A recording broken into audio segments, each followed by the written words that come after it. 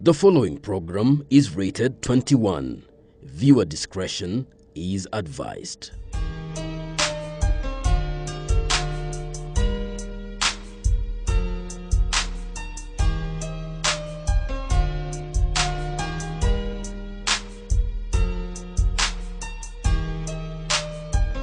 A very good evening to you. You're watching Connect, a show that deals with relationships and all issues surrounding relationships. I am Carol Gatura, and I cannot do this alone. I'm joined by the lovely Gertrude Mungai, who's as hilarious as ever. I think everybody just remembers your laugh tips. That's the only point of the show. There's more to come, and very soon it's going to advance. Yeah. So you guys have to watch it at your own risk. Sure. Yeah. All right. Now, we do appreciate your comments that have been coming in from the diaspora. As in, it's amazing the responses we're getting. Yes, by the way. we really appreciate it. Please keep watching and tell the rest of the people we are planning on taking over the world. Yeah. Caro and I are taking over the world. Yeah, not Connect. just Kenya. Not just Kenya. Yes. Here. But you'll excuse me today. I really have a cold, but no, that won't stop me from. No wonder she has a sexy voice. Yeah. Yeah. Oh, really? Hopefully. Let's see what guys will say after this. But in case you missed last week's show and you missed the repeat yesterday, we will just recap a bit on what we talked about last week. Now, last week we talked about how to accommodate your extended family, not just your mother-in-law this time. Extended but family, your spouses, grandmothers, aunties, uncles, cousins, all those people.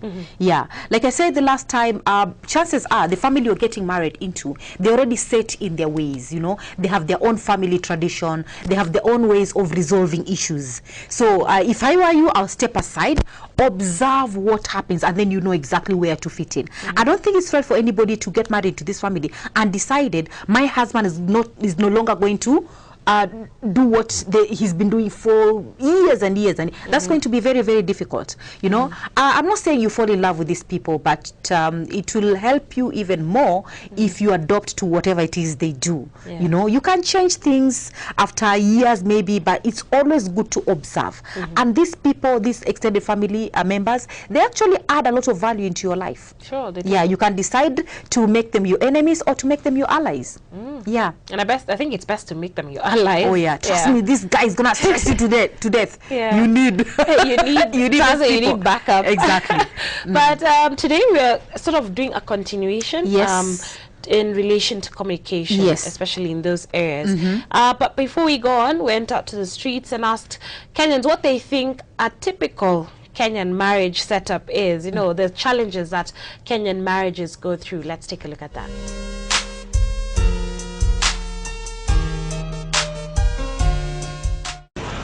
Insecurity, alafu infidelity, and then we have mistrust. Challenges that married people go through nowadays mostly is, let's say, finance. Maybe the husband takes the finance, as in he does not help at home. There is mistrust, as in you don't trust your partner once he or she says that he has a business meeting or he comes home late. And then there's also mpango wa kando. I think that is the biggest part. As in, they have advertisements whereby you should stop mpango wa kando, but I don't still think people follow it, because you'll get a man who will come and approach you, or you get a married woman who is going to approach a young man, and on her finger or on his finger he has a ring, and you wonder why, and there are people who are protesting against that. So I think mpango wa kando, it's the most challenging part in marriage. Money, communication. Plus we don't communicate, sir. Everyone, kila mtu analala pande yake ya mwisho. We're only happy when our cash flow is okay. Life kwanza vile iko saizi.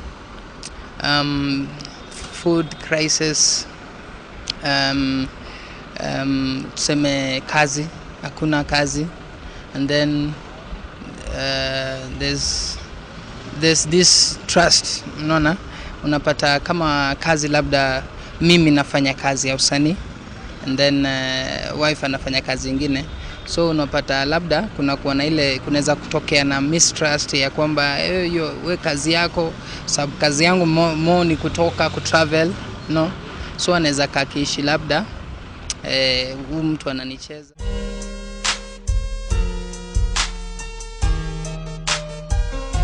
Welcome back. If you're just joining us, you're watching Connect. Now, those are just some of the views we got from just typical Kenyans, the typical Mwananchi, on what they think a typical Kenyan marriage setup is like. And very interesting views there. It's shocking to find out what Kenyans really think of marriage. But just to give you the ball here, you said it is a continuation from last week. Yes. Yeah. Okay, like we agreed, we're not just going to talk about Mombasa every day. I know you guys are looking forward to those kind of tips of me squatting all over the place. Anyway, guys, I have fun doing that. But I always believe sometimes you have some problems, some unique problems, okay? Or maybe you're thinking my husband is not behaving the way he should, or there's something wrong. And you can't pinpoint where the problem lies exactly. And you're thinking, oh, is it me? Is it what I did 2 years ago? How come he's not talking to me? So I want to tell you, sometimes it's got nothing to do with you. And today I'm going to share a case study with you, so at least you understand. I don't know whether you're going to relate to this story I'm going to tell you today, or you know somebody who is almost going through what these two people are going through, husband and wife. And I really hope this helps you, because like we said the last time, Connect is not just about entertainment. We love to entertain you guys, but we also want to educate you, and you also want to give solutions. That is the difference between Connect and all those other shows. And to definitely restore the whole sanctity, I think, of marriage, and because people, I think, have too many misconceptions. They think marriage is a no-go zone, and it's a beautiful thing. Exactly. And to confirm, marriage rocks. I know that. I've been married for 13 years. Come on, it rocks. It rocks, huh? Yes. So just I can see you have your notebook even ready. Yes. This is normally when people come to see me, I put down notes, so at least when they come for a second visit, I can remember, because I see so many people, and sometimes I don't remember, maybe talking about the wrong thing to the wrong person. So this is actually I do private sessions, and majority of my clients are women. So when women call me, of course, women will call and they'll book for an appointment. Guys hardly call. Okay, I have very many men calling, but most of them are jokers. I have men calling to ask if I'm really married, and am I planning on leaving my husband soon? Well, I'm not planning on leaving him soon, unless he leaves me. And then I also have men calling with some silly ideas and silly kind of questions like nezaje kumtia nyege girlfriend yangu, tafadhali usinipigie na maswali kama hayo. Imagine, it's so annoying. Yet there's so many men out there who was very, very serious. Now, when a guy calls me because of experience, you know, with these other bad men calling, I would actually, before we do anything, I'll ask you to book an appointment. And you do this by even you pay upfront. Now, when a guy pays upfront to be given an appointment, now I take that very, very seriously. I hardly get men calling, but when they do, sometimes it's something very, very serious.